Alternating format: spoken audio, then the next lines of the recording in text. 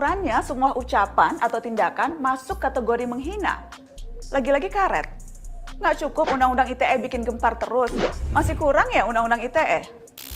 Jika warga bisa dipidana karena menghina lembaga negara, apakah pejabat lembaga negara juga bisa dipidana karena menghina warganya secara umum?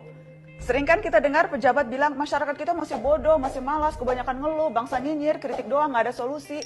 Terus gimana kalau lembaga menghina dirinya sendiri? Assalamualaikum warahmatullahi wabarakatuh. Salam Om Swastiastu, Namo Buddhaya, Salam Kebajikan. Salam sejahtera untuk kita semua.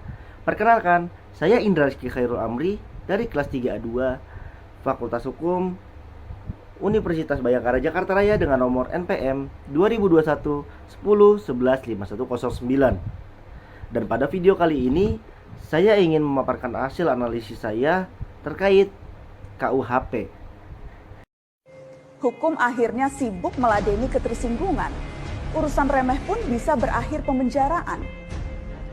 Inilah produk hukum pasca reformasi paling jahil, pasal karet yang membuat penegakan hukum menjadi debil.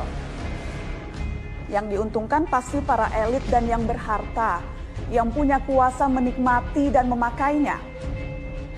Celakalah mereka-mereka yang tidak punya daya. Jika diam diinjak, saat bersuara masuk penjara. Dan saya ingin bertanya, mengapa DPR RI ini terlalu terburu-buru dalam mengesahkan RKUHP yang sekarang telah menjadi KUHP? Sebenarnya kepanjangan dari KUHP ini apa sih? Apakah kitab undang-undang hukum pidana atau kebebasan untuk hidup pemerintah? Dan atau kemakluman untuk hak pemerintah? Ya kita nggak tahu. Dan apakah ada kepentingan politik di dalamnya? Atau ada yang ingin dilindungi dari pasal-pasal ini? Karena telah kita ketahui masih banyak sekali pasal-pasal yang kontroversi atau pasal yang bermasalah. Namun masih tetap saja disahkan.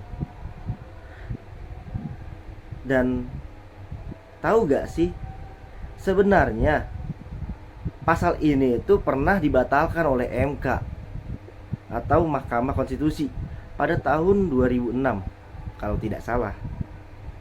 Namun pada KUHP kali ini pasal itu muncul kembali, yang dirumuskan dalam KUHP pasal 218, 219, dan 220. Dalam pasal 218 yang berisikan ayat 1, setiap orang yang di muka umum menyerang kehormatan atau harkat dan martabat diri presiden dan atau wakil presiden dipidana dengan pidana penjara paling lama 3 tahun atau pidana denda paling banyak kategori 4. Ayat 2 tidak merupakan penyerangan kehormatan atau harkat dan martabat sebagaimana dimaksud pada ayat 1. Jika perbuatan dilakukan untuk kepentingan umum atau pembelaan diri. Pada pasal 219, setiap orang yang menyiarkan, mempertunjukkan atau menempelkan tulisan atau gambar sehingga terlihat oleh umum, memperdengarkan rekaman sehingga terdengar oleh umum, atau menyebarluaskan dengan sarana teknologi informasi yang berisi penyerangan kehormatan atau harkat dan martabat terhadap presiden dan atau wakil presiden dengan maksud agar isinya diketahui atau lebih diketahui umum, dipidana dengan pidana penjara paling lama 4 tahun atau pidana denda paling banyak kategori 4. Dan pada pasal 220 ayat 1, tindak pidana sebagaimana dimaksud dalam pasal 218 dan pasal 219 hanya dapat dituntut berdasarkan aduan. Ayat 2, pengaduan sebagaimana dimaksud pada ayat 1 dapat dilakukan secara tertulis oleh presiden dan atau wakil presiden. Sebenarnya DPR ini ingin melindungi demi kepentingan rakyat, konon katanya. Tapi sebenarnya rakyat yang mana sih yang ingin dilindungi? memang kita patut berbangga dengan KUHP buatan bangsa kita sendiri, bukan buatan negara lain. Jika dihitung dari mula berlakunya KUHP buatan Belanda di Indonesia sejak tahun 1918, sudah 104 tahun lamanya sampai saat ini. Indonesia sendiri telah merumuskan pembaruan hukum pidana sejak 1963. Produk Belanda sudah tidak relevan lagi di Indonesia.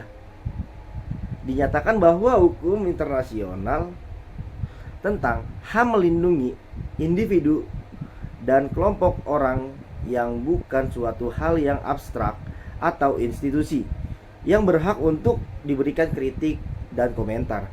Ketentuan ini pada dasarnya berasal dari Les Majestés yang dimaksudkan untuk melindungi Ratu Belanda pada masa kolonial. Secara pasal ini, ketika pasal ini dihidupkan kembali, maka cita-cita KUHP dianggap gagal untuk menciptakan dekolonisasi. Sementara KUHP yang sudah disahkan sangatlah reformatif, progresif, juga responsif dengan situasi di Indonesia. Akan tetapi masih sangat disayangkan karena masih banyak adanya pasal-pasal bermasalah atau pasal yang berkontroversi, yang bisa kita katakan yaitu pasal karet. Dan pasal penghinaan terhadap pemerintah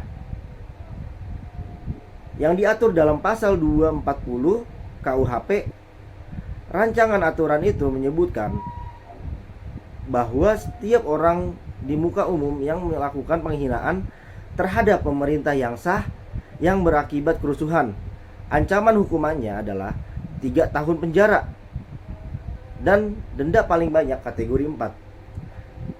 Saya menilai aturan ini melanggar prinsip persamaan di depan hukum atau asas equality before the law antara pemerintah dan warga negara, secara mengancam kebebasan berpendapat masyarakat seperti yang diatur dalam pasal 28 dan pasal 28E ayat 3 Undang-Undang Dasar Negara Republik Indonesia tahun 1945 yang menyatakan setiap orang berhak atas kebebasan berserikat, berkumpul, dan mengeluarkan pendapat.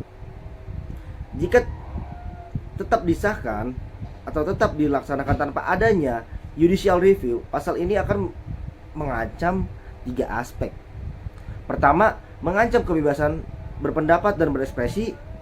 Kedua, menimbulkan ketidakpastian hukum karena parameter penghinaan ini tidak jelas. Ketiga, setiap kesamaan di depan hukum atau equality before the law, pasal ini menjadi delik aduan. Itu beranjak dari asumsi jika presiden tidak melapor. Namun, berbicara perihal KUHP yang akan berlaku mungkin untuk ratusan tahun atau abad, rezim akan berganti, presiden akan berganti. Bagaimana jika semisalnya pasal ini hidup dan digunakan untuk membungkam?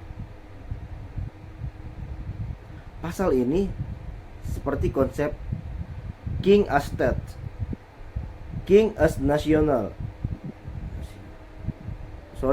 king as a nation, di mana raja adalah negara, raja adalah bangsa. Ketika raja diserang, bangsa diserang. Ada beban kedudukan antara presiden dengan warga. Dan konstruksi hak asasi manusia dan konstitusi yang dilindungi adalah orang, bukan jabatan. Pasal ini inkonstitusional dengan dijadikannya pasal ini sebagai delik aduan. Tidak menutup kemungkinan pasal ini menjadikan pasal yang bermasalah. Jadi, apakah layak menyatakan bahwa presiden dan pemerintah kita ini adalah fasis atau anti kritik? Dan ketika kita ketahui bahwa negara kita yaitu negara demokrasi, yang dimana kedaulatan terbesar itu ada di tangan rakyat,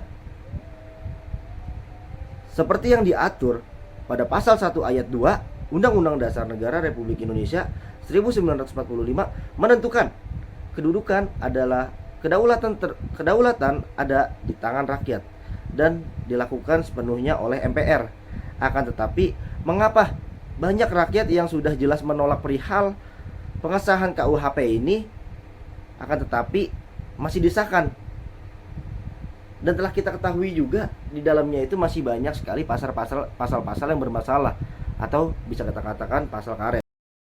Jadi menurut saya perlu sekali diajukan judicial review terhadap KUHP ini, dikarenakan di dalamnya masih banyak sekali terkandung pasal-pasal yang bermasalah, pasal yang berkontroversi, dan pasal yang bisa menjadikan pasal itu pasal karet di kemudian hari nanti.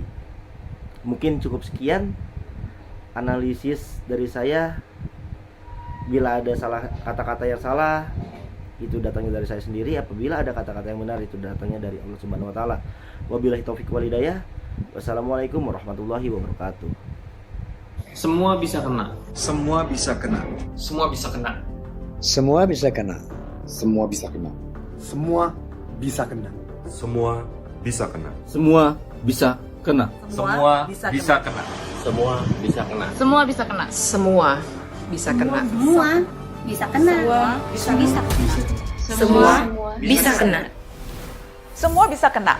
Jurnalis, aktivis, seniman, kreator konten, komedian, ilmuwan, mahasiswa, guru, ibu rumah tangga, petani, nelayan, pedagang, tukang ojek, semua profesi, semua orang, semua yang berpendapat.